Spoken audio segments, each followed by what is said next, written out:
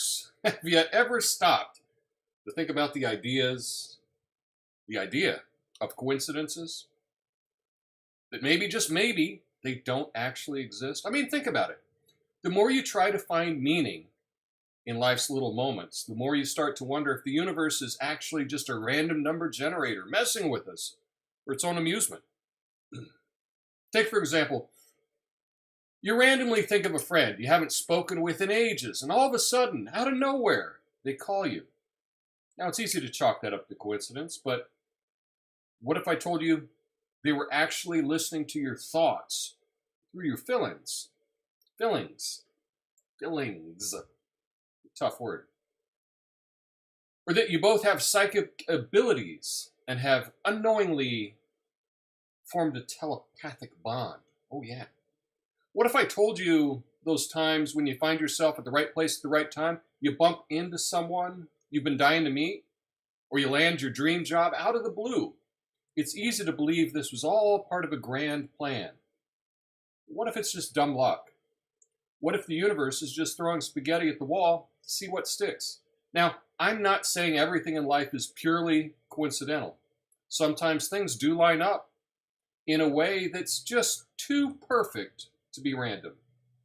Like when you're out to dinner with your significant other, the song that was playing when you first met comes on. It's a beautiful moment. Let's be real. The odds of that happening are like a snowball in hell, right? So let's take a step back and laugh at the idea of coincidences. Whether they're real or not, life is full of absurdity. And it's important to appreciate the moments that make us scratch our heads and wonder what's going on. And if you're having a particularly bad day, just remember, maybe, just maybe, the universe isn't out to get you. Or maybe it is. Or maybe it's just really bad at its job. Whatever. Whether you believe in coincidences or not, one thing's for sure. Life's a wild ride, full of surprises and absurdity. And that's what makes it interesting. So sit back, relax, enjoy the ride, even if it feels like the universe is playing with us sometimes. My name's Tom Coffey. This is the Coffee Nuance Show, the best censored commentary and news show live right now. Flame on.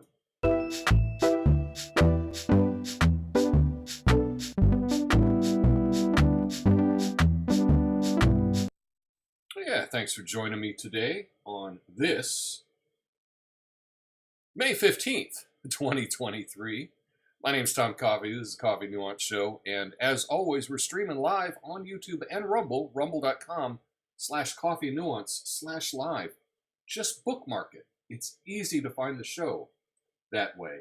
And we were talking about coincidences, and I just want you to think about something. So this happened over the weekend. This is a short clip of Biden, and then I want to get into the coincidence of it all. To stand up against the poison of white supremacy, as I did my inaugural address, to single out as the most dangerous terrorist threat to our homeland is white supremacy.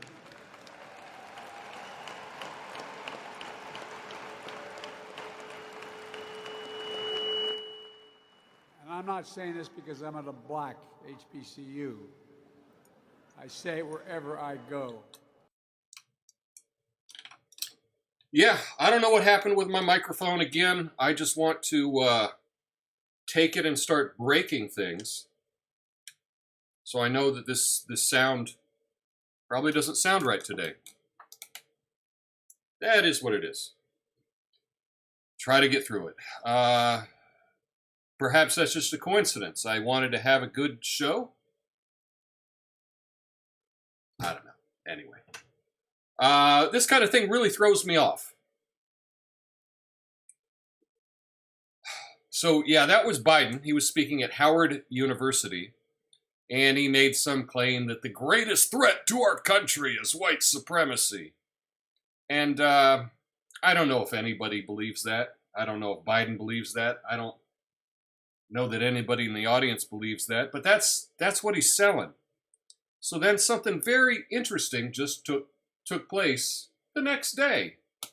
Now, I don't know if you've heard of these clowns, Patriot Front, but let me tell you a little bit about them. Okay. So, over the weekend, videos emerged on social media showing hundreds of members of the white supremacist group Patriot Front marching toward the U.S. Capitol. Yeah.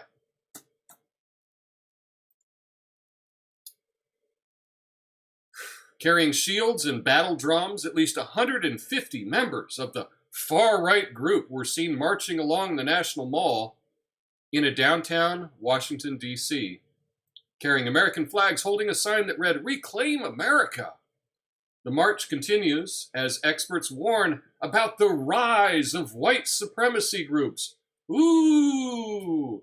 And the sentiment in the U.S., with a 38% increase in white supremacist activity, according to the Anti-Defamation League, which makes its money and gets all of its contributions based on you being scared of this.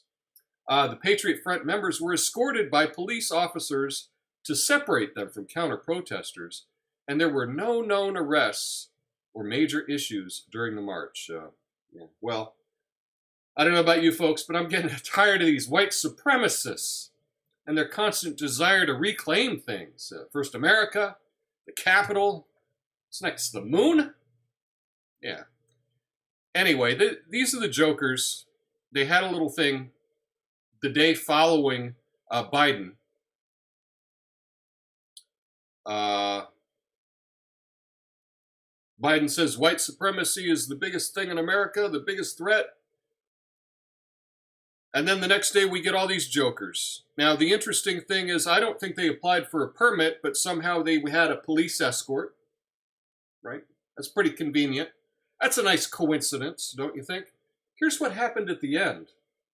At the end, they were marched over to the subway, and then they were allowed to go down the subway all by themselves, but it was all closed off for everyone else. The police stopped anyone from following them down into the subway.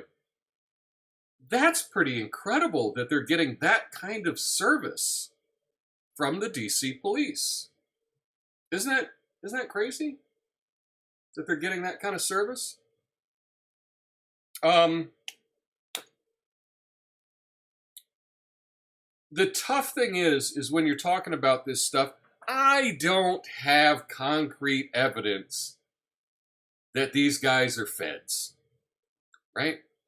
But if I had to guess, if you've ever met a white supremacist,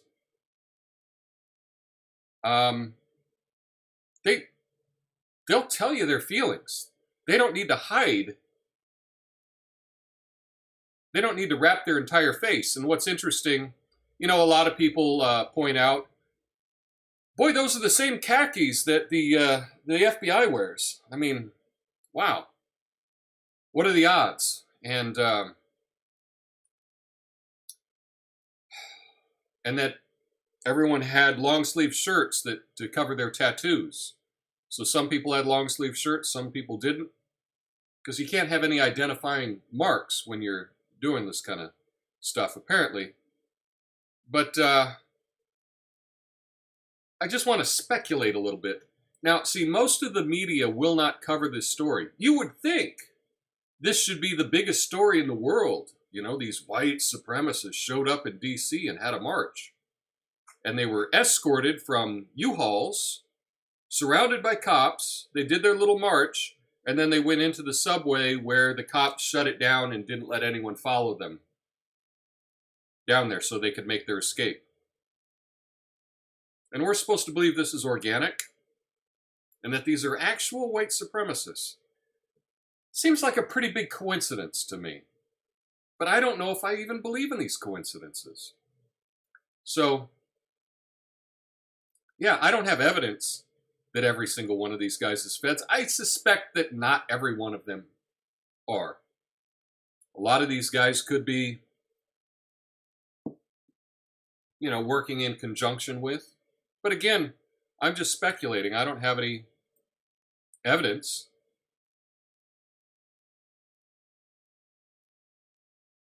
But I've been around the block a couple times, and this doesn't look real at all. Does it look legit to you? Not a single fat guy. I mean, what are the odds? You know, that's pretty good.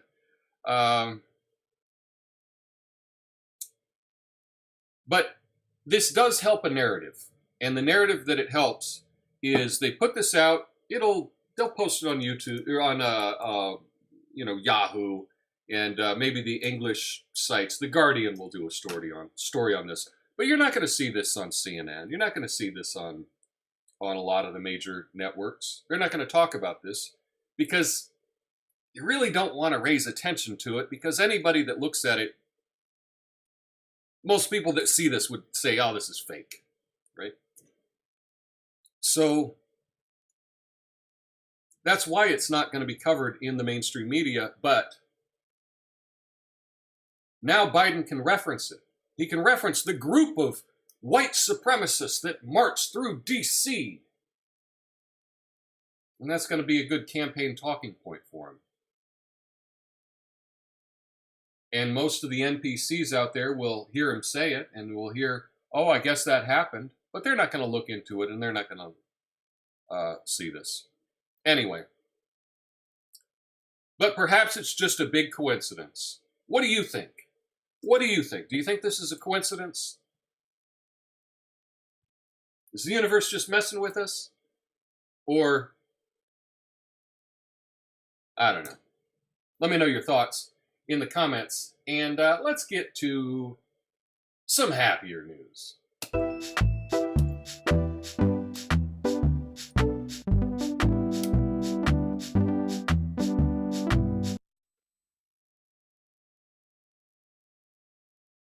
Swedish singer Loreen won the Eurovision Song Contest for the second time with her pop ballad Tattoo. The event, held in Liverpool, England, honored Ukraine's spirit of resilience and was themed United by Music. Finland's Karija took second place with Austria's Teija and Selena, and Croatia's Let 3 also had notable performances. Due to Ukraine's ongoing conflict, the UK was the host of the event this year. And just like that, Sweden once again dominates Europe in both music and flat pack furniture. So, there you go. Did you watch Eurovision? It was streaming on Paramount over the weekend. I watched it live. I thought it was a lot of fun. Sweden was not my choice to win, but it was pretty catchy with their song Tattoo. Ooh, ooh, ooh. She had a little ooh, ooh, ooh that was pretty catchy. The performance was nice. It was fun. Overall, I had a good time. Now, there's already conspiracy afloat about Eurovision because Sweden won this year. And what they're speculating is next year. So the winner of Eurovision is the host the next year. And so last year Ukraine won, so Ukraine was officially the host this year, even though they did it in England because there's a war. Well, next year happens to be the 50th anniversary of ABBA winning Eurovision in 1974. That's right, ABBA won in 1974. 50 years later, it's going to be hosted in their home country of Sweden. So a lot of people are thinking, perhaps the fix could have been in to make this a much bigger event. Hopefully have ABBA show up at Eurovision next year. But again, that's just a made-up conspiracy. I'm sure it's just a coincidence, which is today's theme. Anyway, did you watch Eurovision? If you did, let me know who you thought your favorite was. Who was your favorite? I think in the end, going into it, I was going for Spain. Spain did a great performance, although I think it could have been more. There could have been more there. For me, I have a soft spot for Norway. I like that. She, King of the Queens. I thought that was a great song. I can't get it out of my head. But I had a good time watching Eurovision. And if you didn't see it, you want to check it out, I'm sure it's on YouTube or on Rumble. You can just do a search for it, and you can watch it. A lot of fun. A lot of fun. Let's see what else is happening in the world.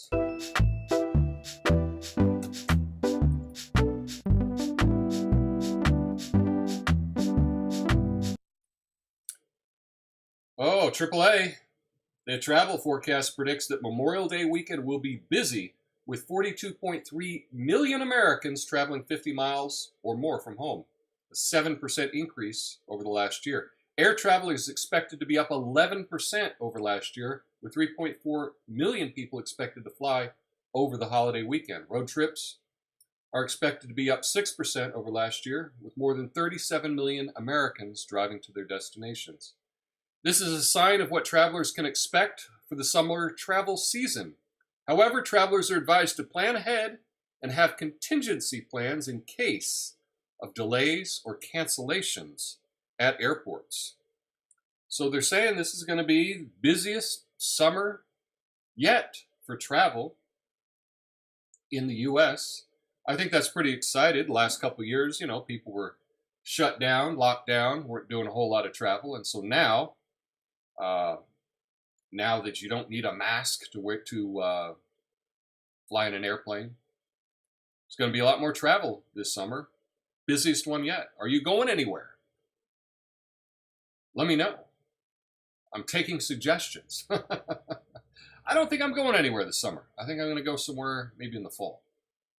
That's my goal. Summer here in Portland is beautiful.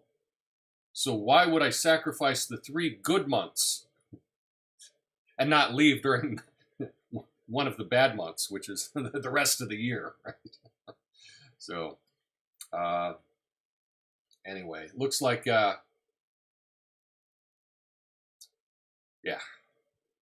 Anyway, that's the. Let me know if you got any travel plans, and let's see what's happening a little further south.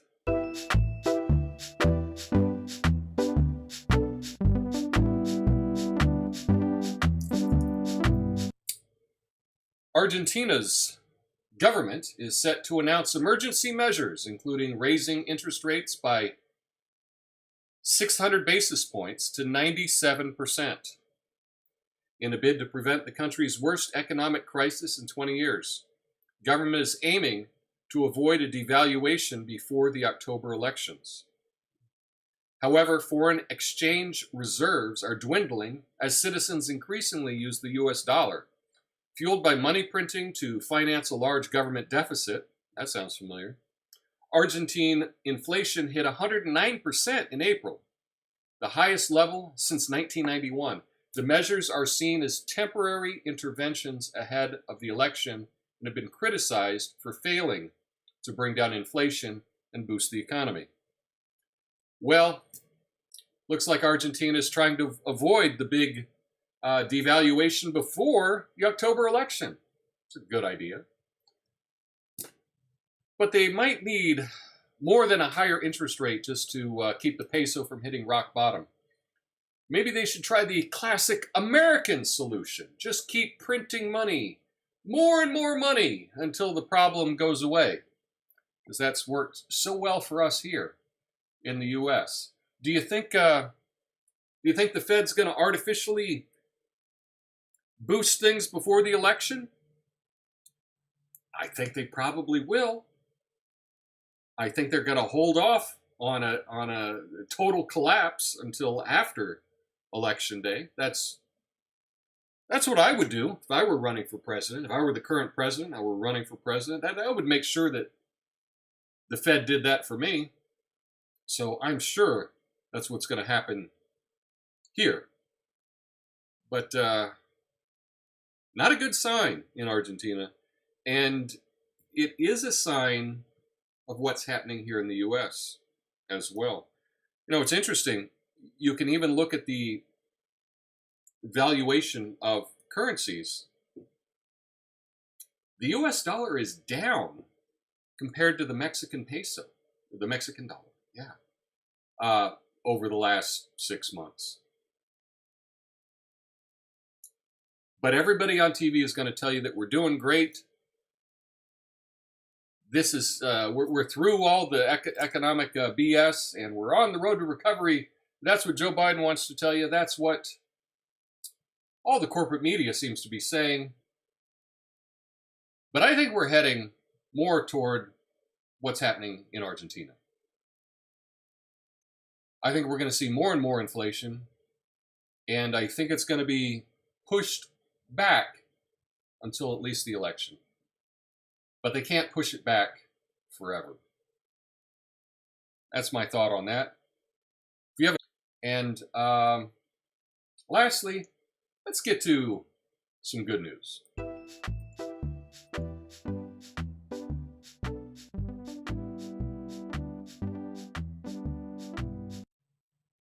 Bolivia's first electric vehicle, EV manufacturer Quantum Motors, hopes to boost the adoption of EVs in the country with the Doctor in Your House program, which aims to bring doctors to patients living in the suburbs of La Paz, using a fleet of 6 EVs manufactured by Quantum Motors.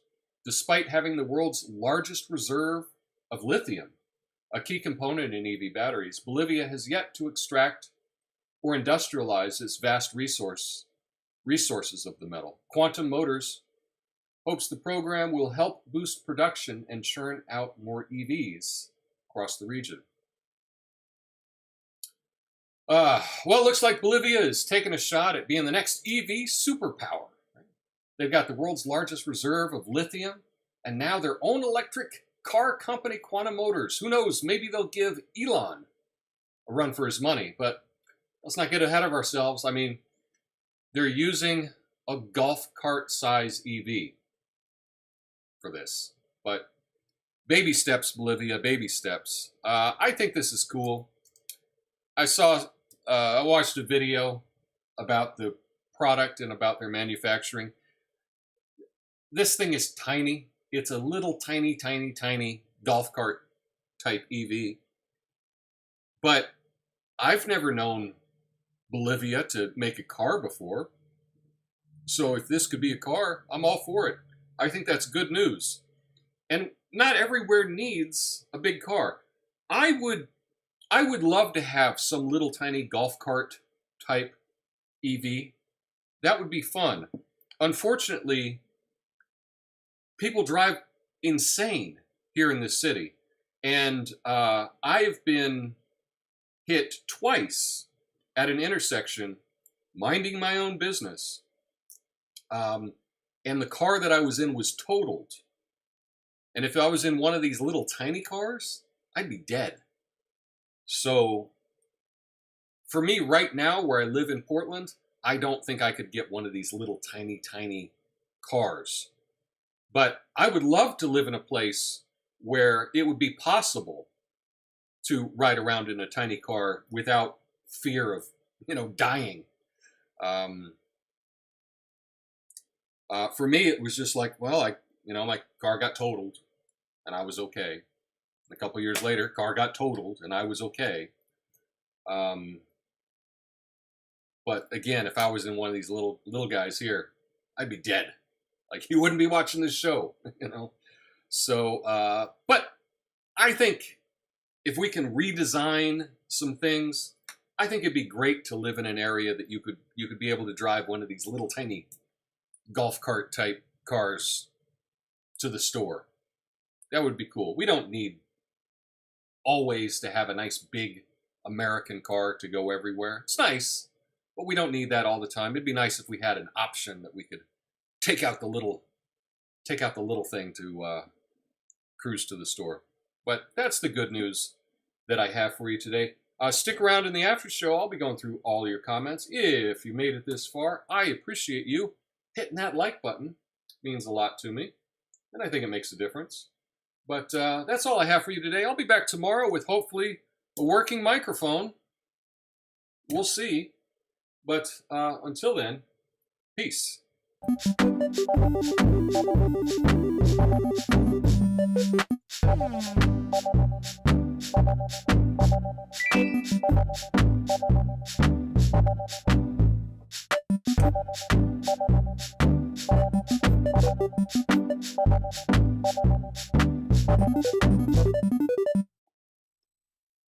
Thanks for sticking around, everybody. Over on Rumble, want to say what's up to Big Daddy 5150. I know who you are on YouTube, but thanks for checking in on Rumble. Duggo's over there saying hello. What's up? What's up, Rumble? I do encourage everyone to sign up for Rumble. There's a sign-up link in the description. And just in case, you know. And if you bookmark the show, here we go. Rumble.com/coffee-nuance/live. If you just bookmark that, you can click to the live show every single day, and you don't have to go hunting, which you have to do elsewhere. So there we go. But that's what's happening on the Rumble. We did quite well over the weekend on Rumble. You know, the show... Let's see, I can't even... let's see.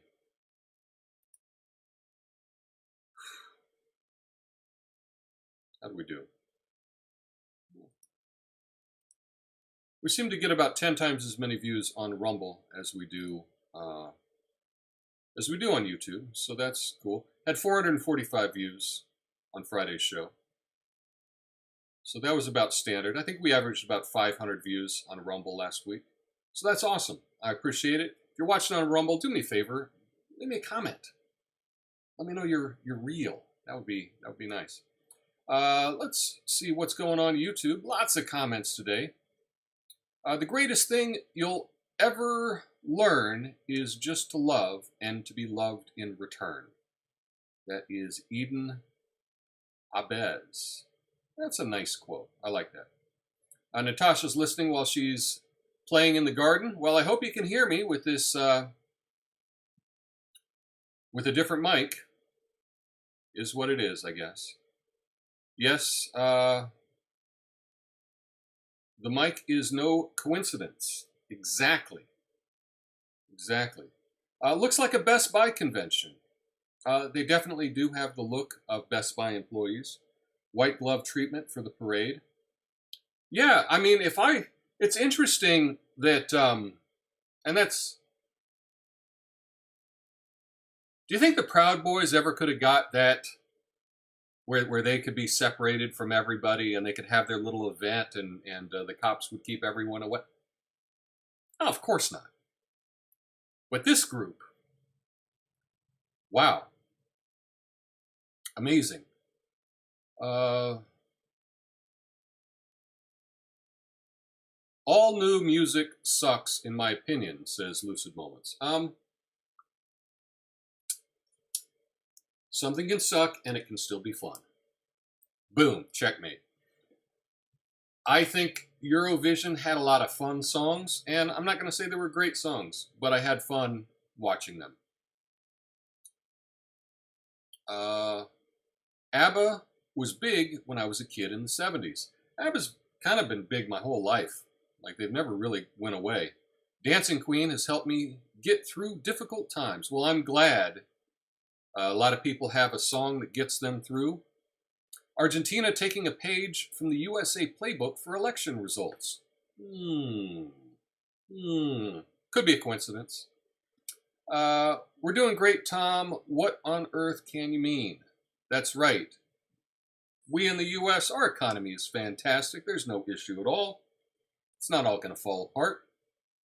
Bolivia is taking the EV red pill. I hope so. I think that's kind of fun. You know, we don't hear about Bolivia a whole lot down there in South America. But I'd be interested in this little Bolivian car. Who knows how much it costs, but I think that'd be fun. Last night, watched a cute YouTube video of Irish girl tooling around Miami in a little pedal car that was like a super lightweight golf cart. Well, there you go. That's just a coincidence, right? I'm a combustion engine kind of guy. I am too. You know, I'm a little worried because I have a diesel car, and Oregon keeps threatening to get rid of all diesel in the state. So I think they have it set to leave in 2030. So, but you never know. We're far enough away from that I'm not too concerned about it. But I was hoping to drive my car till it had 500,000 miles. Don't think that's going to happen now. But anyway, it is what it is. Anyway, that's all I have for you today. I appreciate everyone chiming in, giving me a what's up. I'll be back tomorrow, hopefully with a working microphone. I don't know what happened with that today. Who knows? It's not one thing, it's another. But anyway, I do appreciate y'all. I will be back tomorrow. I'll see you then. Have a beautiful day. Peace.